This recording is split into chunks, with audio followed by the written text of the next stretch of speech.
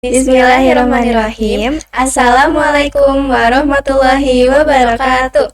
Halo Bos Inti Friends, kembali lagi di podcast SMP Boswa Bina Insani.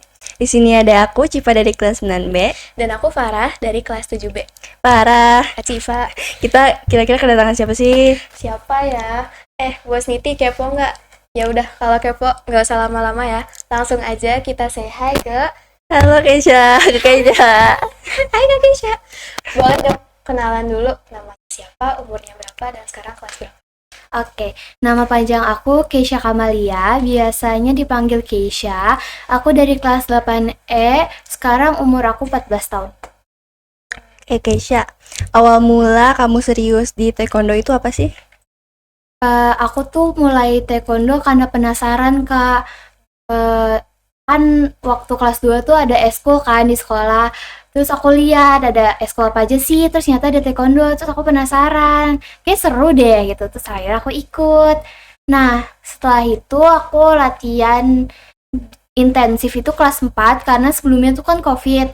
Akhirnya mulai intensif itu di kelas 4, terus berlanjut sampai sekarang. Berarti kakak ikut taekwondo tuh pure kemauan sendiri ya? Iya, pure kemauan aku sendiri. Oke, Keisha, nih aku baca kamu pernah dapat medali emas di CNN Indonesia Taekwondo Championship 2 Piala Menpora 2025 kan? Iya, betul. Nah, suasana di arenanya tuh kayak gimana sih? Kayak dak-dikdukser banget gitu gak sih? Iya banget lagi, Kak. Di setiap aku tanding itu pasti ada rasa deg-degannya, dan deg-degan yang berbeda-beda. Kadang yang pas udah partai aku disebut, kadang yang pas baru nyampe di gornya, ataupun bisa yang pas aku lagi tanding tuh langsung deg-degan banget. Oke. Terus selain yang di CNN nih, kakak juga pernah juara 1 di ATF UI 3. Nah, itu tuh kakak ada latihan ekstra atau kayak khusus gitu nggak? Atau kayak biasa-biasa aja? Kalau setiap tanding tuh pasti akan ada latihan ekstra, mungkin 2 sampai semingguan sebelum tanding itu benar-benar full latihan. Setiap hari gitu? Iya. Nih, kamu juga kan pernah juara 2 di internasional ITN, tingkat internasional kan? Iya. Nah, kayak bedanya internasional sama nasional tuh apa sih? Kalau nasional itu antara wilayah, kota gitu kan. Nah, kalau internasional tuh antar negara. Rasanya kamu pas lagi ngikutin salah satu dari kedua itu gimana perbedaannya? Sama-sama deg-degan sih, Kak. Tapi yang paling deg-degan yang internasional karena waktu itu aku ngelihat dari negara-negara lain kayak Filipina, terus Vietnam gitu, tuh aku udah deg-degan duluan, bener-bener kayak langsung nyampe di Korea tuh udah langsung deg-degan. Keren banget. Terus selain itu juga kakak juga pernah lomba beregu nih, juara 3. Sorry aku nggak tahu cara bacanya ya. Pumse beregu di Prabu Taekwondo Challenge 9. Rasanya beda nggak sih tanding sama tim dibanding individu? Terus bedanya apa? Bedanya tuh kayak kita harus ngompakin gerakan sih. Terus kita harus punya semangat yang tinggi bareng-bareng. Terus kita harus latihan bareng-bareng, kan biasa tuh latihannya tuh sendiri kan, ini tuh harus bareng-bareng. Kayaknya bareng-bareng aja sih. Nah, dari kejuaraan kamu dari Everest sampai internasional, menurut kamu mana yang paling wah ini nggak bakal bisa dilupain sih? Yang di internasional IESTC itu tuh karena seminggu sebelumnya lutut aku tuh cedera. Waduh. Jadi tuh harus bener-bener visio, terus bener-bener gak boleh latihan seminggu kan. Terus aku kan bingung kan, terus gimana aku mau tanding tapi masih sakit gitu. Alhamdulillahnya sebelum hamil 5 hari sebelumnya tuh udah mendingan, jadi langsung bisa latihan lagi. Terus kakak pernah nggak kayak pas tanding gitu ngerasa performa kakak tuh kurang maksimal? Iya, yang pas lutut aku sakit itu kan aku juara 2.